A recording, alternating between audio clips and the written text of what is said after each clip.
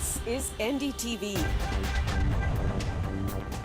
And you're watching NDTV Prime.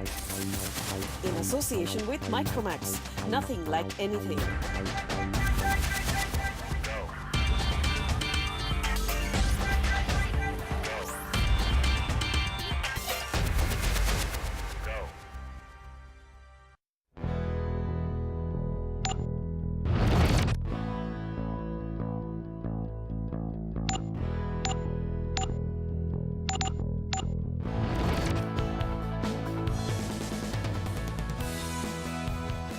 Our very special focus. We've got Nikhil Mahajan studying electrical engineering at IIT Delhi and Dev Priya Mishra who's studying mechanical engineering also at IIT Delhi. We're going to get some talking points from them and see why they believe the course they study is tailor-made for them and why they believe it is preferable as well. Also, as always, our expert Mahesh Perry with us to moderate this and make sense of this debate as it plays out over the next couple of minutes. So we'll start right away. You'll have 1 minute to make your point. Dev, first with you. Why did you choose mechanical engineering? Your time starts now. When we pass out from schools, you have some interest. So for me, it was mechanics, and I was someone who wanted to work on machines, who wanted to feel objects. I could have opted for electrical or computer science in some other IIT, but I chose mechanical at my rank because I thought that doing something that too much abstract or too much mathematical will not give me that much feel when I'll be working on some machine, when I'll be doing maybe a simulation. We say that mechanical was an evergreen branch. You say that there is recession in computer science department, people will be giving you fun days, that there'll be recession in electrical engineering, computer science, but mechanical and civil, they are evergreen branches. You'll get jobs, you'll get research opportunities, wide spectrum of research opportunities you have. But I'm not sure how true they were, but still at that point of time, there was one point that you did believe that was actually, exactly. Your time's actually up there, so you thought it was slightly more safer, that wouldn't sort of be influenced by all of this, but is reality different? We'll come to that in just a bit. But Nikhil, why electrical engineering for you? Go ahead. So when I was in 11th and 12th, I was really interested in the basic sciences, physics and mathematics, right? So now electrical engineering, so I did not have any exposure in engineering per se, but electrical engineering, as I heard, offered the most flexible curriculum. So I could have exposure in the most diverse set of fields if I went into electrical engineering. And electrical engineering was something which had an excellent mix of physics and mathematics amongst all the branches that I could think of. So I preferred electrical engineering just to get an exposure and decide what's the career choice that I want to make, because I wasn't really sure about what is the field that I really want to go into. Great, thanks very much. But you mentioned that the reality might be different. Nikhil, your next question is, what are the opportunities like now that you've been doing it? Yes. What are the opportunities like, and has it lived up to what you had in mind? So I've been doing this for 3 years now, right? I'm a third year undergrad. I have had exposure in a diverse set of fields, and it is actually true that electrical engineering offers you a lot of exposure. I'll give you an example. Our IIT Delhi's head of department of computer science is an IIT Delhi graduate in electrical engineering. So that is the kind of flexibility that electrical engineering offers. But then I've had this exposure, and I've had exposure in some other fields as well.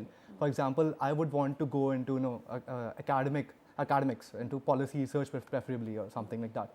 So the kind of exposure that I've got is actually more than I expected when I entered IIT, and now I'm going to something which is completely different from engineering.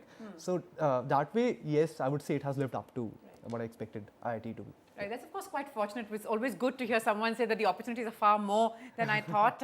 Dave, has that been your experience as well? Yeah, IIT Delhi especially has a lot to offer you. I mean, as he said, that it's not just what you expect, it's obviously more than. I'm not very sure that the kind of exposure that I wanted in mechanical engineering I've got or not, but surely the kind of exposure, how I have evolved as an individual, how much exposure I have is more than what I've expected. And what I would say is that it depends on a lot that what you aspire to be.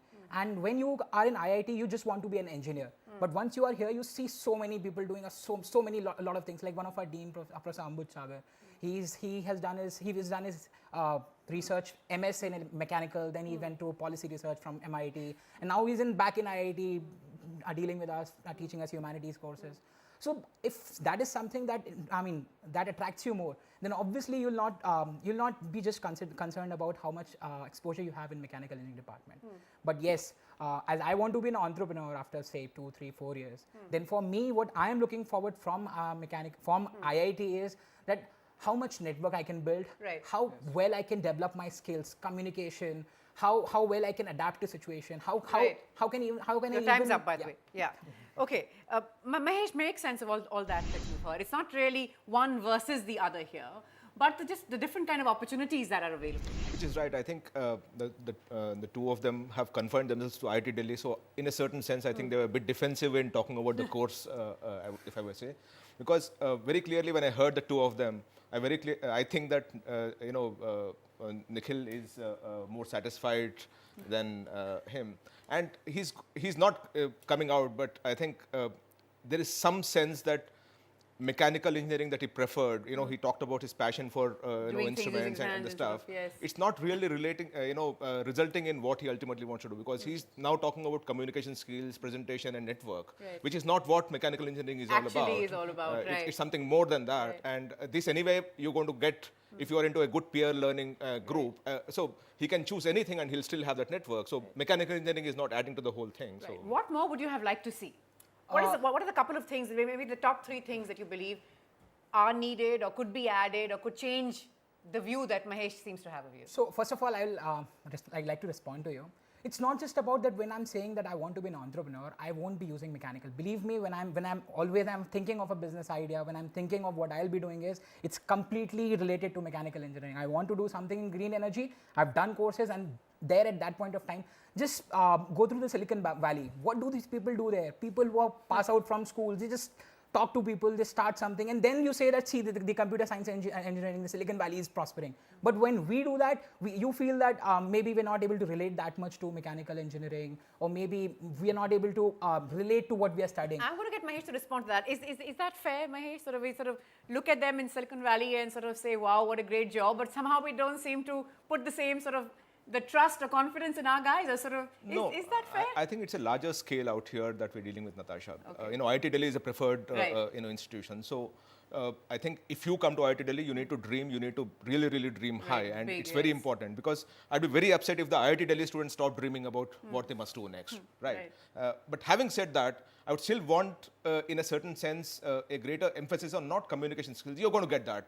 Trust me, when you get into a good institution, you're going to have a great network, you're going to get into good communication skills and all. It's about, see, we're dealing with professional education, we're dealing with mechanical engineering. So what is it that you want to do in mechanical engineering moving forward? My question to him would be, if I were to just turn this question around, what would you want to do after you pass out of IIT Delhi? Quickly. Exactly. I was saying, if I'll be going, I'll be seeing what are the scopes of green energy in there, solar, wind energy, and I'll be seeing how much scope. Not just when you're trying to form a company, it's not just how efficient you are. It's more about how much, what's the market set in front of you. I'm comfortable with that. I'm just going to get try and hear from Nikhil as well. Nikhil, let's just sort of open the debate there, bring you in again. What next for you? So what next for me? So I've already dabbled into policy research. I'll probably try to get into academics, or I may also try for the civil services, because that gives me the option of making policy and implementing it as well. So that is something that I'm looking forward to. But at the same time, the kind of exposure that I've got in electrical engineering, that makes me technically very competent. And in today's age, I think that it's very important for policy makers, right, to understand what's really going on and what are the opportunities that are available to the policymakers to implement stuff for the people. That's actually a very good point, and good to hear that there's someone wanting to go into policy, into research. How unusual is it to see India's brightest minds looking at policy? Because largely when we hear, at least from a layperson's perspective, it just seems to be everyone's running after that big placement, that big pay package. Kaun banega crorepati starts starts really early. So, Mahesh? I think, Natasha, this country would not move forward unless we have good professional minds taking up governance, right? And it is so important that publicly funded institutions like IIT Delhi and the cream of Delhi, you are talking about the best students out here. They must start working on policy research, and I'm so happy that Nikhil is working on that. And at any point in time, I'd prefer an IIT Delhi electrical engineering student doing policy research, understanding what are the things that will change, give a new direction to this country, getting into civil services and actually implementing that. But is this sort of restricted to, say, a premier institute I like think so. like I think so, the because the IITs? opportunities are, they have so many centers of excellence. I don't know how many centers of excellence that IIT Delhi has, but I think that there'll be 20 plus if I'm not wrong. And There are a lot of them. yeah, so that opens up the world for them, which would not be the case for 99.8% of the institutions in this country. Right. And even though it's research and all, does it sort of fall in line with expectations at home? Yeah, so that yes was a little bit of a problem. So when I talk at home, I talk about me dabbling into policy research and maybe also civil services. So civil services is a preferred option back home. Yeah, I would right? imagine. But policy research seems sounds a little problematic. Yeah, but I think research increasingly is becoming more remunerative. And there is a market demand for research. There are a lot of people who are willing to support research. The government of India has tens of thousands of scholarships for research, where you continue to study and you paid a stipend of 15, 20, 25,000 rupees. When you talk about working in the sort of the energy areas that you've focused on, what are sort of like the key things, the key skills that you believe IIT's helped you acquire? How has IIT helped you here? First of all, I have basics are the most important things. The fundamentals should be strong. So I personally feel that the kind of courses that I've done, I was on an exchange to Korea. That was one of the opportunities that IIT provided me. I went there, I saw the scope there. I mean, the kind of huge investment that Korean government is doing in this, especially in wind energy. And then that actually motivated me that when I'm back to India, I can actually focus on my, when in the last year, I'll be doing my BTP, so BTech project. When I'm doing this project, then I will try to focus on just solar energy or wind energy, because I got an exposure through IIT. The second thing was, I have already told you about the courses. Right, yeah. The second thing was the kind of people I interact with. That, of course, being very key. Our professors who are doing good research, who are there working with industries, who are working with Suzlon, who are working with some other small startups. And their experience and how you can really borrow from them. Mahesh, quickly, before I bring in our debaters here, does one really score over the other? How does a student choose? Is it again preferences? See, it's largely preferences, but even the institutions have their own take on these matters. Like I know for a fact that quite a few institutions in this country, discourage a female candidate to choose a civil or a mechanical engineering because they think that it's strenuous, it doesn't work out for them. Mining, for example, by law, by rules, is prohibited for girls, right? So the student must be a bit more careful about those kind of things. When you leave IIT, what do you see for yourself and for those around you? Is it going to are most of them going in for jobs, or is study the option, both for you and those around you? Yeah, so there are like all kind of people. There are people who will be directly going for jobs. There'll be people who will be going for research, and there'll be people who'll have a different aim. I mean, in their mind, they'll be just, even if they're going for a job, they'll have a different mind. They're not going for a job to earn money. They're going there just for experience. So as far as I'm considered, I'll be taking up a job where I can make decisions, where I will be involved in decision making, where I'll not be just involved in simply doing some stuff that my manager has told me. I'll be going where I can do analysis, where I can do strategy making, all these things. Even policy for a company, I would be more than happy for that.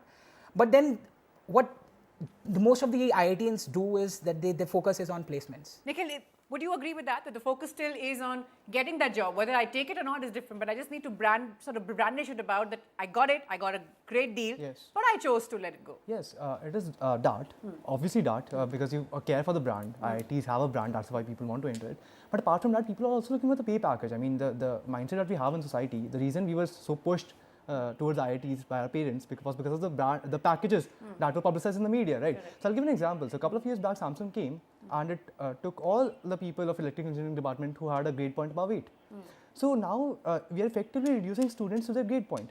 We are effectively telling students that you are your CGPA, that is it, right? Which is really taking away the focus, away from the research, the kind of learning that's happening, because grade point definitely does not reflect the kind of learning that the student has done in his 4 years. So that is very problematic. These kind of big companies, especially the IT sector, which is experiencing a big boom, they're reducing students to just numbers and not just the kind of learning that they've done. Right, so something there for everyone, whatever works best, whatever is the best fit, we do hope you get it. Keep writing to us, and Dave and Nikhil, thanks very much for coming and sharing your thoughts with us. Mahesh, pleasure as always having you. Well, that's it then for the moment from the entire team and me. Bye, good night.